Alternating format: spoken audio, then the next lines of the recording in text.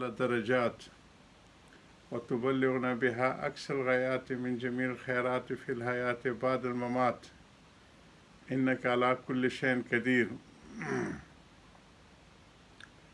सब्र शुक्र से आज हमारी 13वीं नशिस्त है। इसमें कई किस्म के हालात आते हैं, जैसे बारिशों की कसरत भी उन हालात में जो आजकल यहाँ पे हो रही है। इमसा के बारान का हज़रत ज़िक्र किए, कहत वग़ैरह भी आते हैं, मरज़ भी होते हैं। बस इन दोनों के मुतालिक दस्तूर अमल बताना चाहता हूँ। यानी अगर कोई जिस्मानी तकलीफ़ हो या अर्दी या समावात की कोई तकलीफ़ नाजिल हो। और तीसरी हालत और है अलावा इसके लिए कहा कि ये दो हालतें तो मिनल्लाह हैं, और तीसरी हालत मिनल अब्द बंदे की तरफ से हैं। ज़मीन आसमान सारे उसकी कुदरत में हैं, वो जिस तरह चाहते हैं तसर्रुफ़ फरमाते हैं। और तीसरी हालत में मिनल अब्द बंदे की है कि किसी किस्म की शिकायत और तकलीफ़ अपने नाव से पहुँचे, यानी एक दूसरे में दुश्मनियों में और एक दूसरे में अदावत में जो एक दूसरे के दर पे हो जाते हैं, जिसके बहुत से अफराद हैं, बहुत सी शक्लें हैं। फ़र्द आज़म उनका कत्ल क़िताल है। बड़ी जो चीज़ है वो मारना, मरना, मराना, एक दूसरे के साथ सिर्फ जो है पलीद दुनिया की खातिर जान का ले लेना, ये सबसे बड़ा आखिरी उसकी ये है शक्ल है। बस ये कुल 3 हालतें हुई, कमी बारिश या ज़्यादती बारिश, मर्ज़, कत्ल क़िताल। और इस किस्म का अगर दायर बैनल शय वल असबात किया जाए तो यूँ कह सकते हैं कि मसाइब की 2 किस्में हैं। हज़रत इन किस्मों को फिर यकजा करके फिर बयान कर रहे हैं और इनके क्या सबूत हैं। तो यूँ कह सकते हैं कि मसाइब की 2 किस्में हैं। आफाकी, जो ज़मीन आसमान, और नफसी, जो हमारे जिस्म के साथ जुड़ी हुई हैं। आफाकी की 2 किस्में हैं, समावी और गैर समावी, जो बारिशें हैं आसमान से ऊपर से, और दूसरी जो ज़मीन की हैं। बहरहाल ये 3 हालतें हैं, और इन्हीं तीनों के मुतालिक दस्तूर अमल बताना मंजूर है कि ये मैं बताना चाहता हूँ कि इसमें क्या होना चाहिए। तर्जमा कुरान की अहमियत इस दस्तूर अमल को अल्लाह ताला ने इन आयतों में बयान फरमाया है। सुभान अल्लाह, क्या बलीग़ कलाम है। वही के कलाम का क्या कहना जी, कि बहुत सहल और फिर मुख्तसर उन्वान में बयान फरमा दिया। और क्यों न हो, जबकि कलाम मलिकुल मुलूक अल कलाम मुसल्लम है।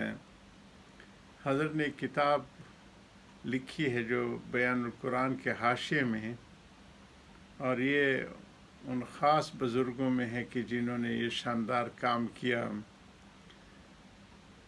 कि मसाइल सुलूक मिन कलाम मलिकुल मुलूक, और अलहदा किताब की शक्ल में भी छपी है कि जो तसव्वुफ़ के मसाइल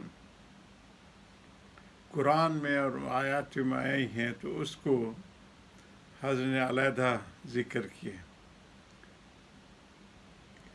इसी तरह हदीस में उन्होंने जो है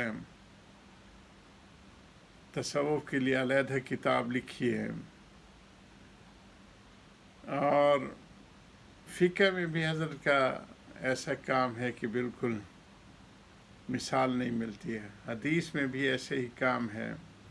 تفسیر میں بھی،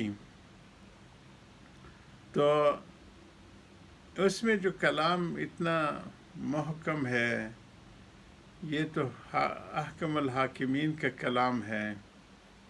یہاں سے ایک بات سمجھ میں آئی، وہ یہ کہ چونکہ حق تعالیٰ تمام بادشاہوں کے بادشاہ ہیں اور تمام حاکمین کے حاکم ہیں۔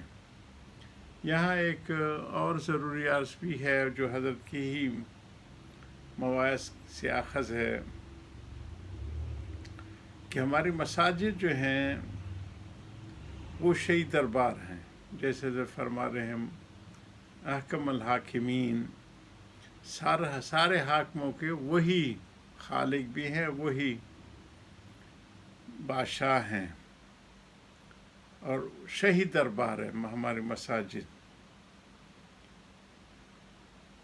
تمام بادشاہوں کے بادشاہ ہیں اور شہی دربار ہے، اور شہی دربار میں ہمیشہ فقیر جاتے ہیں یا کچھ عرضیہ لے کے جاتے ہیں، کچھ مانگنے کے لیے جاتے ہیں۔ پھر مانگنے والوں کی جو شکل پسندیدہ ہے، جو خاص طور فقیر ہوتے ہیں، یا تو جھولی پھیلا کے بیٹھتے ہیں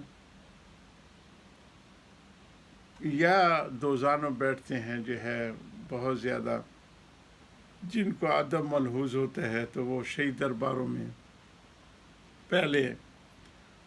تو ہماری مساجد میں جو ہمارا طرز معاش ہے، جو ہمیں تعلیم ملتی ہے کہ شہی دربار میں کچھ مانگنے کے لیے اور فقیر بن کے آؤ، یہ نہیں کہ چیئرمین بن کے آؤ اور معتبر بن کے بیٹھو۔ معذورین کے لیے تو علیحدہ شکلیں ہیں، وہ تو لیٹے ہوئے بھی نماز پڑھ سکتے ہیں، لیکن اب تو نوجوان بچے، اور خاص طور پہ بڑی بڑی مساجد میں دیکھنے کو ملتا ہے کہ وہ کرسیوں پہ جھنگل ہے جی پڑا ہوتا ہے جی، اور اس جھنگل میں جو عبادت والے تو گم ہو جاتے ہیں۔ مطاف میں ہمیں لوگ ڈھونڈتے رہتے ہیں تو کہتے کہ کہیں نظر نہیں ہے، تو میں نے کرسی کے جھنگل کے بیچ میں بیٹھا ہوا تھا۔ تو بچے ویڈیو گیمز کھیلتے رہتے ہیں، تو یہ کرسیوں کا کلچر ہمارے مساجد کا نہیں تھا۔ ہمارے حضرات معذوری میں بھی ویل چیئر پہ ہم لے جاتے تھے، تو وہ مسجد میں پہنچتی کہتے مجھے نیچے اتارو۔ پھر ان کی جو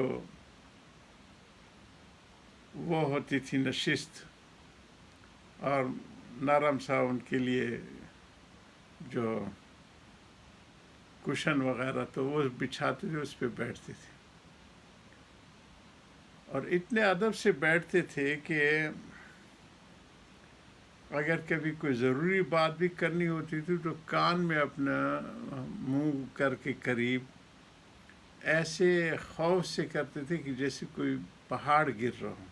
یہ مسجد حرام اور مسجد نبی کے مناظر کا ذکر کر رہا ہوں۔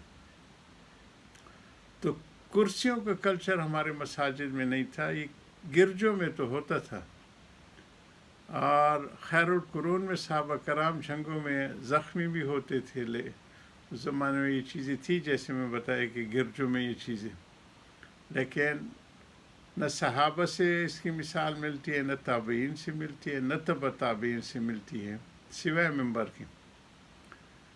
تو یہ بادشاہوں کے بادشاہ اور تمام حاکم کے حاکم ہے اللہ سبحانہ تعالیٰ۔ ایک تو تفکر فقیری کا اظہار ہے، اور دوسرا تذلل۔ ہمارے دن میں دماغ اور ذہن میں خناس بھر جاتے کہ میں کوئی چیز ہوں، تو کہا جاتے کہ نہیں، اپنے اس خناس کو نکالو، ماتھے کو ٹیکو مٹی پہ، منہا خلقناکم، کہ اسی مٹی سے تم پیدا کیے گئے ہو۔ پھر تھوڑی دیر بیٹھو، جلسہ کرو، اور پھر دوبارہ اسی مٹی میں اپنی پیشانی رگڑو، فیہا نعیدکم، پھر دوبارہ تم اس مٹی میں لٹائے جاؤ گے تاکہ وہ خناس نکلے۔ اسی کو ہم جاری رکھیں گے، حضرت کی باتوں کو آخر دعوانا الحمدللہ رب العالمین.